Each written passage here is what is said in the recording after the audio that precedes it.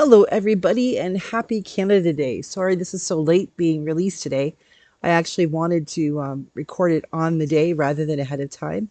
We got in late last night after Swan River and then dropping by the camp for a little while and just sort of crashed. I was very tired.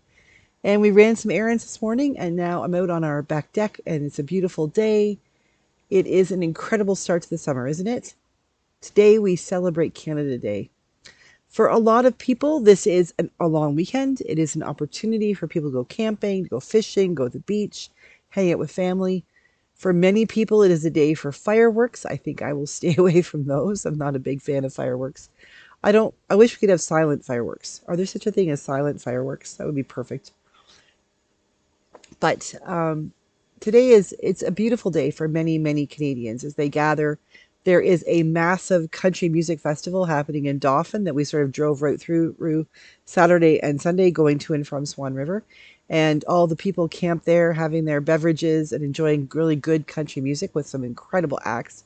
I hope they're all having a good time. Friends of ours, Carol and Rick, are there having a fantastic time, posting some pictures.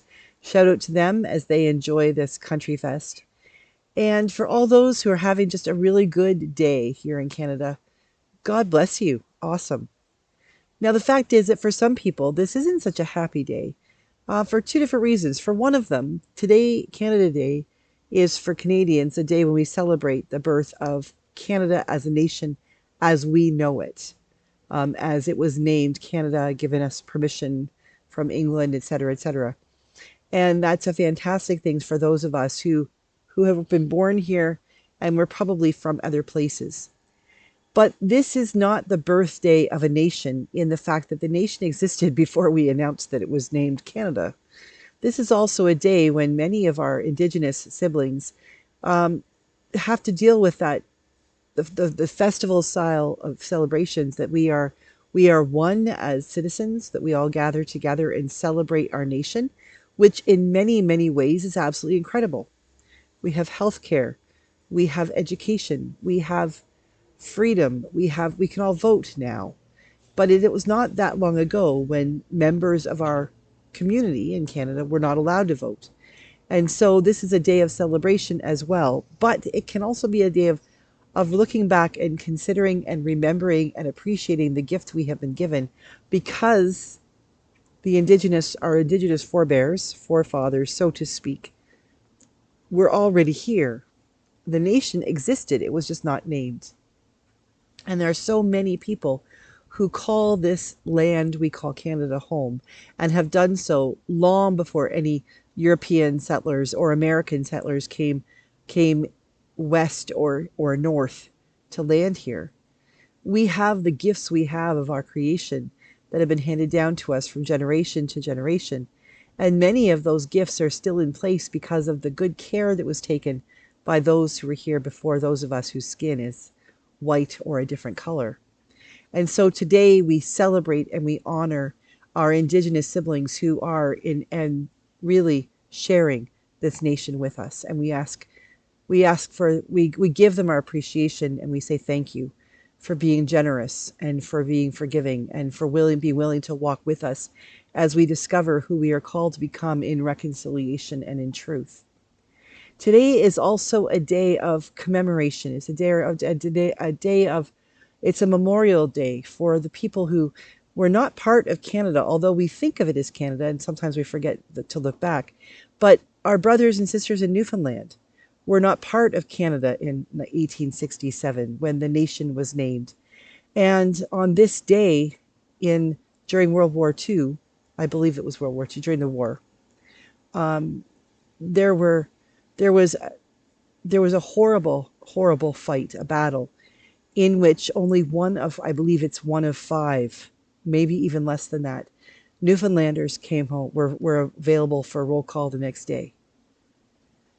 The battle that these Newfoundlanders fought so valiantly in has contributed to the fact that Canada can be the Canada is today. It helped to change the tide of the war. It helped people to recognize that not all those who were loyal citizens in the UK or in Canada or in the United States were the ones who fought the war. They were for Newfoundlanders who were here long before lots of us were, and held on to not becoming Canadians until long before we did, who gave their lives, whose families of 800 and some, I believe, who were in the battle. I believe I read somewhere that it was like 80 some that came home or that were available the next day for the roll call. It was a slaughter. And in Ottawa and in Newfoundland, there are memorials. And today, I believe was today, they brought home the remains of the unknown soldier to be memorialized in Newfoundland as their own monument to the unnamed soldier. A day like this, a day like January, July 1st here in Canada, a day like this is a day to celebrate who we have become and who we are called to be, and to look back on where we have come from. But it is, of all days, a day to truly honor those who have sacrificed for us. Whether it is our Indigenous siblings who watched as our settler ancestors came in and rolled right over them, and yet have still survived to this day and are willing, in most cases, to say, let's figure out a way to do this together.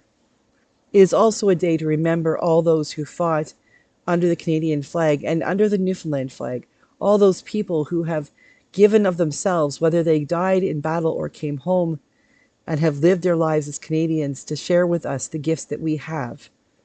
We need to take time to say thank you. And for all those who are currently serving, for all those who were able to be in Newfoundland today as the monument was unveiled, for all those whose families remember names of people who were only heroes because they never came home, we give you thanks. We thank you for what you have done. We thank you for what you have sacrificed. For all those who continue to serve, we thank you that you are willing to give of your own lives if that is what is called for, that we might have this land from sea to shining sea to sea, the Pacific, the Arctic, and the Atlantic, upon which our land touches. May we learn ways that would be justifiable and acceptable by Creator and by one another and by those who have gone before us, to say that we are doing our best to take care of this land. And more importantly, we are doing best to take care of all the people of this land. And so whether you are a Canadian because you were born on this land, or your ancestors were born in this land before the settlers arrived and colonialized, whether you are a descendant of one of the settlers who came into this place and made it like home, or whether you are new to Canada and you are simply discovering what your new homeland may be like, God bless you. May we strive together to ensure that Canada does not become a place divided by political wars, a place where people are not hated because of what they look like, but rather a place where our politics can come together to celebrate who we are and who we are called to become as citizens of this beautiful land. A place in which we recognize that every human being should be treated with dignity, and every human being should be assumed to have integrity. This is a day when Canadians, those who were before we were Canada, those who came and made the name Canada, and those who are coming seeking to become Canadians, might stand together, shoulder to shoulder, and show the world what it is to be a country at peace. I know we're not there yet, but I have great hope that we will one day be. And when we are, may God bless Canada. May Allah bless Canada. May Yahweh bless Canada. May Creator bless Canada. May whoever the divine being is in your life bless Canada. That together, Canada may be a blessing to the world. Happy Canada Day, everybody. Have a wonderful day, and God bless you all. We'll see you again tomorrow for Church at Home with Rachel.